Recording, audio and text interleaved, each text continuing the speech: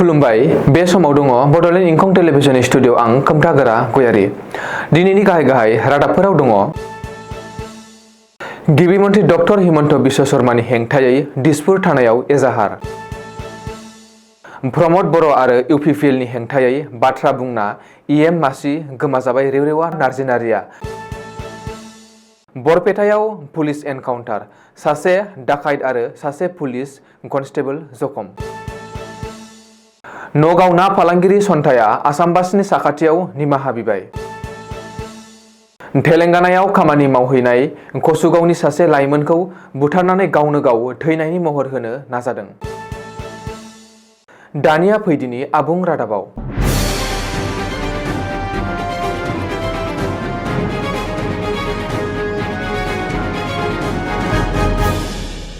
गिबि मन्थ्रि डक्टर हिमन्त बिश्व शर्मानि हेंथायै एजाहार अपोजिशन इउनिटि फराम एबा गासैबो हेंथा दोलोफोरनि जथाय हानजाया बुधबारखालि गिबि मन्थ्रिनि हेंथायै दिसपुर थानायाव एजाहार होदों। हारियारि बानबुंथि होनानै समाजाव धोरोमारि गावस्राहोनो नाजानायनि अजद होनानै अपोजिशन इउनिटि फरामा गिबि मन्थ्रि डक्टर हिमन्त बिश्व शर्मानि हेंथायै एजाहार होदों। अपोजिशन इउनिटि फरामनि ओनसोलारि आरो हादरारि राजखान्थि दोलोफोरा जादों कंग्रेस, असम जातीय परिषद, जातीय दल असम, रायजर दल, आसाम तृणमूल कंग्रेस, एपीएइच-एलसी, सीपीआई, सीपीआईएम, शिव सेना, राष्ट्रीय जनता दल, आसाम आरो गुबुन गुबुन। बे गासैबो राजखान्थि दोलोनि दैदेनगिरिफोरा बुधबारखालि ज' जानानै गिबि मन्थ्रि डक्टर हिमन्त बिश्व शर्मानि हेंथायै दिसपुर थानायाव एजाहार दाखिल खालामदों। रिपर्ट बायदिब्ला गिबि मन्थ्रिया थिंनि जिनाहारि खालामनाय जाथायखौ लानानै मोनसे जर'खा हारिखौ टारगेट खालामनानै समाजाव हारियारि गावस्रानाय लाबोनो नाजादों होननानै अपोजिशन इउनिटि फरामा एफआइआरआव रोखायै लिरदों। मित्र दल इउपिपिएल बिजेपिनि सोमोन्दोआ गाज्रिनिफ्राय गाज्रिसिन जादों। बेनि बिदिन्थि महरै बिटिसिनि इएम मासि गोमाजाबाय बिजेपिनि एमसिएलए रेवरेवा नार्जिनारिया आसामनि रायजो बेंगिरि मावख'निफ्राय बुधबारखालि गांसे बिथोनलाइ जारि खालामनानै रेवरेवा नार्जिनारिखौ इएम मासिनिफ्राय बोख्लायनो बिथोन हरदों।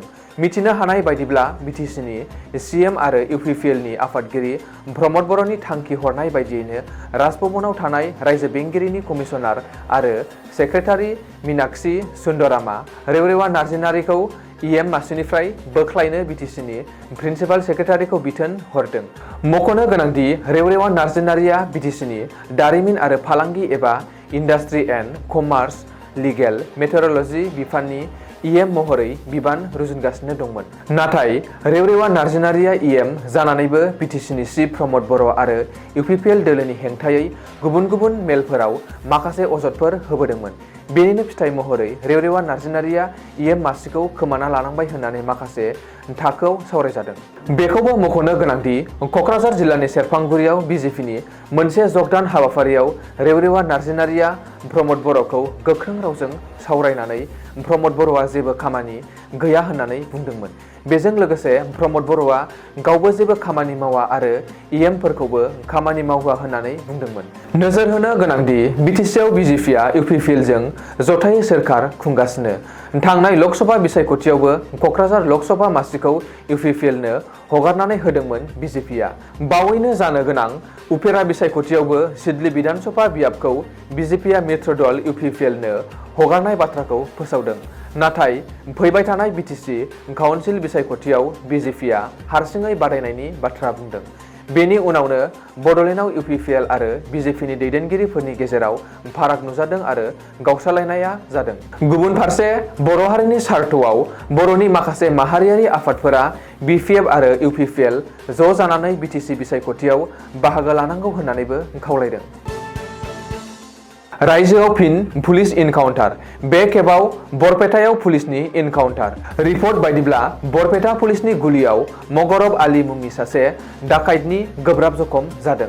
बरपेटानि गरायमारि फथार गामियाव अगरब आलीनि न'आ। रिपर्ट बायदिब्ला बरपेटानि सानकुसि कल'निनि एटिएम लुथिनाय जाथायाव लोब्बा थानायनि अजदाव मगरब आलीखौ बरपेटा पुलिसा बुधबारखालि एरेस्ट खालामदोंमोन। बेनि उनावनो पुलिसनि जेरा खालामनायाव एटिएमनि लुथिना रां दोनखुमानाय जायगाखौ दिन्थिनो राजि जायो आरो पुलिसा मगरब आलीखौ लानानै बै जायगायाव थांनाय समावनो मगरब आलीया सासे पुलिसखौ गाग्लोबनानै खारलांनो नाजायो। जाउनाव पुलिसा मगरबखौ हमथानो लाखिनो थाखाय गुलि गावनो गोनां जायो। बे जाथायाव मगरब आलीया आथिङाव गुलि नांजाना गोब्राब जखम जायो। बबेखानि मगरबनि गाग्लोबनायाव नमल गहाय मुंनि सासे पुलिस कनस्टेबलाबो जखम जादों। रिपर्ट बायदिब्ला मगरब आली आरो कनस्टेबल नमल गहायखौ बरपेटा मेडिकेल कलेज हस्पिटालाव थिसननाय जायो। मख'नो गोनांदि रायजोनि गुबुन गुबुन जायगायाव सिखाव खावनाय आरो दाखाथि खालामनाय जाथायफोरजों मगरब आलीया लोब्बा दं होननानै गोलाव समनिफ्रायनो अजद सिखांबोदोंमोन आरो रायजोनि माखासे पुलिस थानायाव मगरबनि हेंथायै केस रेजिस्टार जानानै दङ। ओरैहाय बरपेटायाव इनकाउन्टार खालामनायनि बागै पुलिस बिफाना खौरां बिजोंनि सिगाङाव खुगा बेखेवाखै। नगावनि ना आरो आसामनि राजखान्थिया रायजोनाङै सावरायजागासिनो। आफार आसामाव ना दैथायहरा होनना थांखि लानानै रायजोनाङै सावरायजानाय नगाव जिल्ला ना फालांगिरि सन्थाया 24 घन्टानि गेजेरावनो निमाहा बिनांबाय। बेजों लोगोसे आफार आसामाव सिगांनि बायदिनो ना दैथायहरबाय थागोन होननानै खोथा होदों।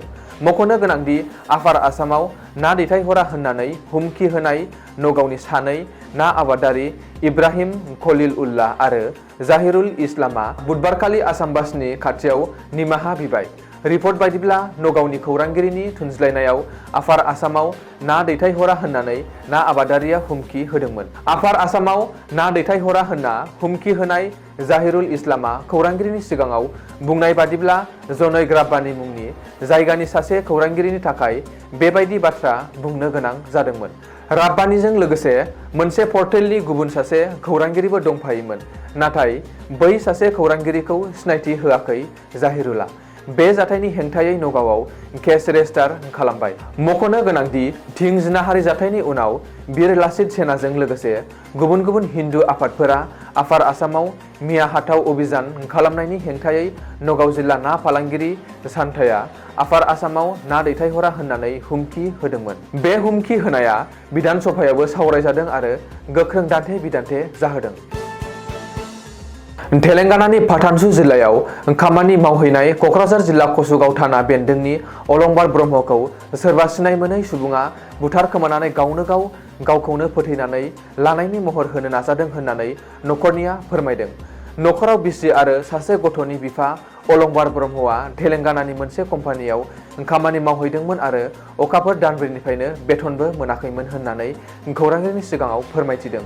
अदेबानि पस्टमर्टेमनि रिपर्टखौ दासिमबो मिथिनो हानाय जाथ'वाखै। दिनैनि रादाबा एसेनोसै, गोजोन्थों।